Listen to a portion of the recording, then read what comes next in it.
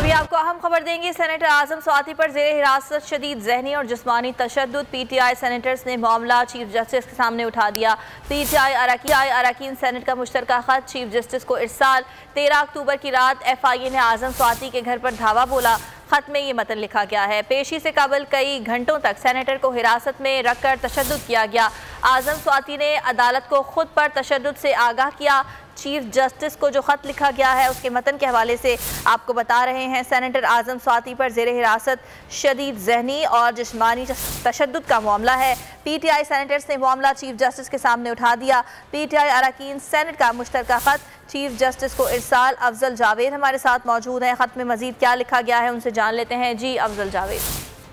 जी देखिए, पाकिस्तान तहरीक इंसाफ के जो सीनियर रहनुमा हैं सेनेटर आजम स्वाति पर जो जेर हिरासत ज़हनी और जिस्मानी तशद्दुद का मामला है, उस पर पाकिस्तान तहरीक इंसाफ से ताल्लुक़ रखने वाले जो सेनेटर्स हैं उन्होंने चीफ जस्टिस ऑफ पाकिस्तान के सामने इस मामले को उठाया है और मुश्तरका तौर पर एक खत जो है चीफ जस्टिस ऑफ पाकिस्तान को इरसाल किया है, जिसमें सेनेटर आजम जो स्वाति हैं उन पर जो तशद्दुद के मामले पर जो है खुलकर इज़हार किया और बताया गया है कि किस तरीके से आजम स्वाति को उठाया गया और रात के पिछले पहर उठाकर उनको तशद्दुद का निशाना बनाया गया। न सिर्फ तशद्दुद का निशाना बनाया गया बल्कि उनके नवासियों के सामने उन्हें जो है मुबैना तौर पर अगवा किया गया। इस खत में चीफ जस्टिस ऑफ पाकिस्तान से ये भी इस्तदा की गई है कि इंसानी हुकूक की जो बेहमाना खिलाफ वर्जी के इस मामले पर जो है मफाद आमा के पहलू का फौरी तौर पर नोटिस ले और आइन के आर्टिकल 184(3) के तहत जो है मौजूद अदालत जो है इस मामले का आज खुद जो है वो नोटिस ले। ठीक है अफजल जावेद, बहुत शुक्रिया आपका।